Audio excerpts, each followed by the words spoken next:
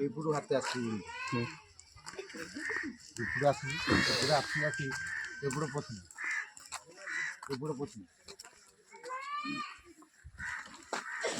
ଏପଟେ ପଶିବି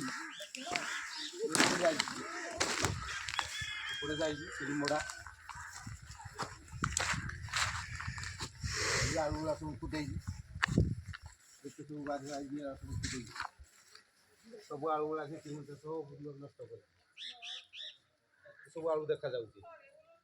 ଟୋଟାଲ ତ ନଷ୍ଟ କରୁଛି ଏ ବାଡ଼ିଟା ଆଉ ସବୁ ଆଳୁ ଫିଙ୍ଗି ଦେଇଛି ସବୁ ବାହାରେ ସବୁ ଫିଙ୍ଗି ଦେଇଛି ଏପଟେ ଆସିବି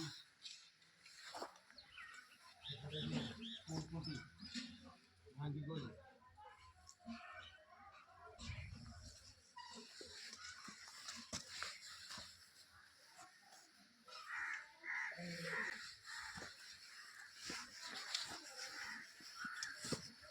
ଏପଟେ ଆସିକି ପୁଲ ଖୁଣ୍ଟି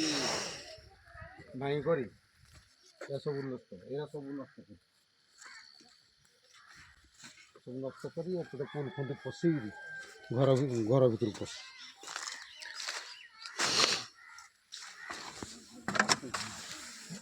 କୋବି ଯାହା ଅଛି ସବୁ କଦଳୀ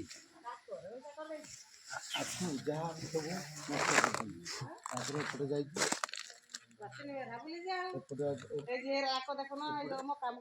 ଏପଟେ ଯାଇକି ମକା ଫକା ସବୁ ଅଭୟ ପ୍ରଧାନ ଆସିକି ଏସବୁ ବାରି ଫାରି ନଷ୍ଟ କରି ଇଏ କରିଛି ଫୋନ୍ ଫାନ୍ କଲାକୁ ଆମ ବନ ବିଭାଗର କେହି ଆସିଲେନି ଆପଣ ଇଏ 12:45 କି 12 ସାଢ଼େ 12 ଏମିତି ବଡ଼ ଦନ୍ତାହାତୀଟେ ଆସିଥିଲା ଏସବୁ ନଷ୍ଟ କରିଛି କୋବି ଯାହା ଯେମିତି ବାରି ଘର ଭଙ୍ଗା ଭଙ୍ଗି ଭଲ ମନ୍ଦ ସବୁ ସେ ଇଏ କରିଛି ରାତି 12:15-20 ବେଳକୁ ସେ ପଳେଇ ଆସିଛି ଆମେ ସହାୟତା ମାଗିଥିଲୁ ବନ ବିଭାଗରୁ ମାଗିଥିଲୁ ଆମ ଯାଇ ଘରକୁ ପଳେଇ ଗଲୁ ଘର ପାଖରେ କାଳେ ଭାଙ୍ଗି ଭୁଙ୍ଗା ଦେବ ଛାତ ଉପରକୁ ପଳେଇଥିଲୁ ପିଲା ଛୁଆ ଧରି ସବୁ ଛାତ ଉପରୁ ରାତି ସାରା ଆମେ ବନ ବିଭାଗକୁ ମାଗିଲୁ ସେ ଜଣଙ୍କୁ ମାଗିଲୁ ସେ ତାର ନମ୍ବରଟା ଦେଲେ କହିଲେ ଆଉ ଆମର ଇଏକୁ ଫୋନ୍ ଦେଉଛି ଆମର ତା ଅଫିସରଠି ଫୋନ୍ କରିଦିଅ